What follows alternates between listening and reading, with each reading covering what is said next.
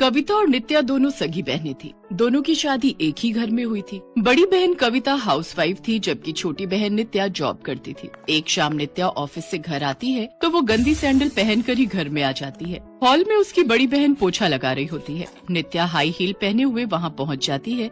तभी कविता उससे कहती है, अरे ये क्या नित्या बहन, तुमने तो पूरा फर्श खराब कर दिया। जरा अपनी बहन का भी थोड़ा ख्याल रखा कर। मैंने कितनी मेहनत से इस पूरे फर्श पर पोछा मारा था। तो क्या दीदी, वैसे भी तो आप पूरा दिन घर में ही पड़ी रहती हो, थोड़ा काम कर भी लोगी तो क्या चला जाएगा। ये कहकर वो अपने रूम में चली जाती है, जिसके बाद बेचारी कविता को फिर से सारे घर की साफ सफाई करनी पड़ती है। जब से नित्या जॉब करने लगी है तब से पैसों को लेकर उसमें काफी घमंड आ गया है। मैं उसे कुछ कह भी तो नहीं सकती, आखिरकार वो है तो मेरी छोटी बहन ही। ऐसा कहकर कविता फिर से साफ सफाई में लग जाती है। अगले दिन नित्या अपने लिए शॉपिंग करके आती है और वो अपने कमरे में जाकर उन कपड़ों को ट्राई करती है। वाह, मैं तो कितनी खूबसूरत लग रही हूँ इन कपड़ों में, अच्छा खासा कमाती हूँ। जितने मर्जी नए कपड़े लाऊं अपने लिए, पर इन पुरानी साड़ियों का क्या करूँ। एक काम करती हूँ, कविता दीदी को दे देती हूँ। वो कुछ साड़ियाँ और पुरानी सैंडल ले जाकर कविता को देते हुए कहती है, दीदी ये मेरी कुछ साड़ियाँ हैं जिन्हें पहनना मैंने अब बंद कर दिया है, आप इन्हें पहन लेना। हमेशा ये फटी हुई साड़ियाँ पहनती रहती हो। खैर अब इसमें आपकी क्या गलती। मैं समझ सकती हूँ कि जीजा इतना कमा नहीं पाते कि आपके शौक पूरे कर सके। थैंक्स नित्या, ये साड़ियाँ हैं तो बहुत सुंदर, पर तुम प्लीज इन्हें वापस ले जाओ, क्योंकि अगर मैंने इन्हें अपने पास रखूंगी तो तेरे जीजा जी को बिल्कुल भी अच्छा नहीं लगेगा। उनसे जितना बन पड़ता है वो मेरे लिए करते हैं और मैं उसी में ही खुश हूँ।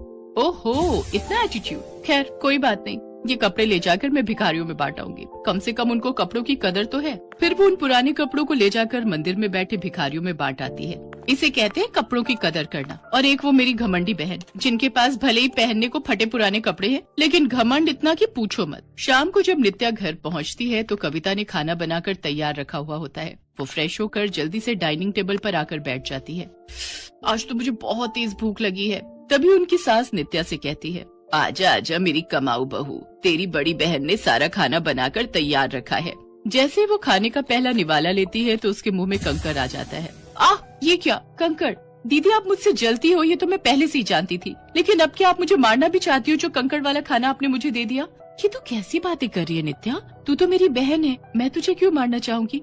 क्या इसका मतलब कल मुही तूने मुझे मारने के लिए इसमें कंकर डाले थे? अपनी सास को ऐसा करते देख उसकी छोटी बहन बड़ी खुश होती है। मैं सब जानती हूँ, तुझे पता है कि तेरी छोटी बहन तो सारा दिन काम पर रहती है और घर में बची मैं और तू, तो तूने सोचा होगा क्यों न इस बुढ़िया को रास्ते से ही हटा दिया जाए ताकि फिर इस घर पर तेरा ही राज हो। अब बिल्कुल गलत समझ रही है माँ जी, ऐसा कुछ नहीं है। अगर तूने फिर ऐसी गलती की तो मैं तुझे तेरे मायके भेज दूंगी। अरे वाह, मेरा तीर एकदम सही निशाने पर लगा है। मैंने तो ऐसे ही बहाना बनाया था। बेचारी मेरी घमंडी बड़ी बहन, बेकार में डांट खा ली सासू माँ से। इसके बाद नित्या कविता से कहती है कि दीदी अब जल्दी से सारे खाने को फेंक दो और हम सबके लिए फिर खाना बना दो। अच्छा छोड़ो, मुझे नहीं खाना अब तुम्हारा खाना, मैं बाहर से ही कुछ ऑर्डर कर देती हूँ।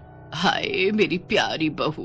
बेचारी कविता रोते हुए सारा खाना फेंक देती है और बर्तन धोने लग जाती है। कुछ देर बाद बाहर का खाना आता है। नित्या वो खाना खुद खाती है, उसमें से अपनी सास को भी देती है, लेकिन कविता को वो दोनों एक बार भी नहीं पूछती। बेचारी कविता बासी सूखी रोटी खाकर ही सो जाती है। ना जाने मेरी सास मुझसे इतनी नफरत क्यों करती है, जबकि मैं सारा दिन घर का काम करती हूँ। वही मेरी छोटी बहन से इतना लाड करती है। क्या सिर्फ इस वजह से कि मैं गरीब हूँ और नौकरी करके पैसे नहीं कमाती? काश अगर मम्मी पापा ने अपनी गरीबी के चलते मेरा स्कूल नहीं छुड़वाया होता तो आज मैं भी पढ़ी लिखी होती।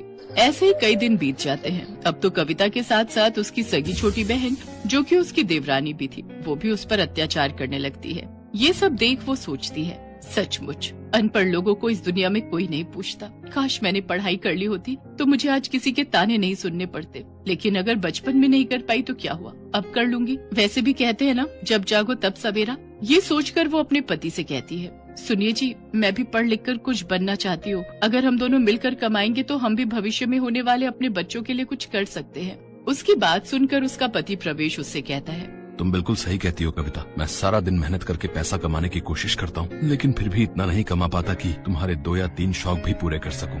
आप चिंता मत कीजिए जी, ऊपर वाले ने चाहा तो सब ठीक हो जाएगा। ये सुनकर वो घर का सारा काम खत्म करके रात में थोड़ा थोड़ा करके पढ़ना शुरू करती है। इस बात की खबर ना ही उसकी बहन को लगती है और ना ही उसकी सास को। एक दिन नित्या अपने पति मयंक से कहती है, मयंक नेक्स्ट वीक हमारी वेडिंग एनिवर्सरी है और हम इसे बड़े ही धूमधाम से मनाएंगे। अच्छा खासा सेलिब्रेशन होगा ताकि सभी रिश्तेदारों को पता चल सके कि हम जैसा अमीर कोई नहीं है।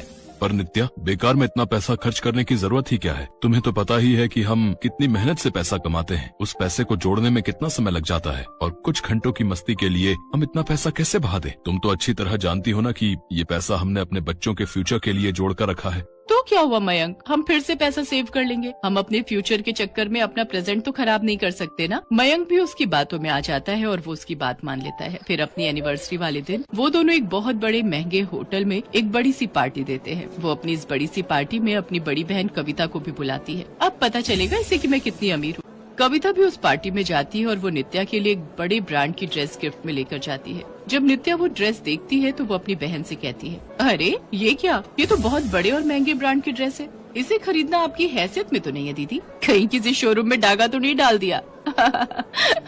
नहीं, ऐसी कोई बात नहीं है नित्या, बल्कि सच तो यह है कि मुझे एक बड़ी मल्टीनेशनल कंपनी में नौकरी मिल गई है, जहाँ मेरी सैलरी पूरे 40,000 रूपए है। ये बात सुनते ही नित्या हैरान रह जाती है और वो उससे पूछती है, लेकिन ये कैसे पॉसिबल है? आपको तो पढ़ना तक नहीं आता था। मैं कई दिनों से रात में पढ़ाई कर रही थी। जब सारी दुनिया मुझे अनपढ़ कहती थी तब मुझे कोई फर्क नहीं पड़ता था, लेकिन जब तुम मुझे मेरी नाकामयाबी के चलते ताने देती थी तब मुझे बहुत बुरा लगता था, जिसके चलते मैंने ठान लिया था कि अब मैं भी कुछ बनकर ही रहूंगी। अब मैं तुम्हारी नई मैनेजर हूँ और तुम मेरी असिस्टेंट मैनेजर। उसकी बातें सुनकर सभी हैरान रह जाते हैं। तभी वहाँ उन दोनों का बॉस ब्रिजेश खन्ना आ जाता है और कविता की तारीफ करने लगता है। मैंने आज तक मेहनती और पढ़े लिखे लोग तो देखे हैं, लेकिन कविता की पढ़ाई में जो जुनून है वो मैंने आज तक किसी में नहीं देखा। मुझे गर्व है कि आप जैसी होनहार लड़की हमारे साथ काम करेगी। Welcome to my company.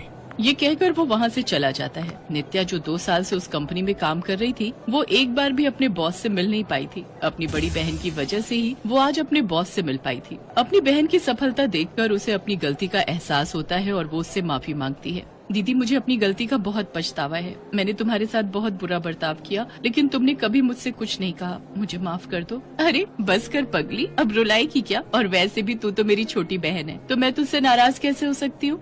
मुझे गर्व है कविता कि तुम मेरी पत्नी हो। हाँ भाभी, आपने तो वो कर दिखाया जिसकी हमने कभी कल्पना भी नहीं की थी। We are proud of you. अपनी बड़ी बहू की कामयाबी देख उसकी सास का बर्ताव भी उसके प्रति बदल जाता है और अब वो अपनी दोनों बहुओं को एक समान समझने लगती है, जिसके बाद वो दोनों बहनें खुशी खुशी रहने लगती हैं। दोस्तों, इस कहानी से हमें यह शिक्षा मिलती है कि परिस्थिति चाहे जैसे भी हो, हमें कभी भी घमंड नहीं करने चाहिए। हमें हमेशा दूसरों के प्रति आदर और सम्मान की भावना रखनी चाहिए।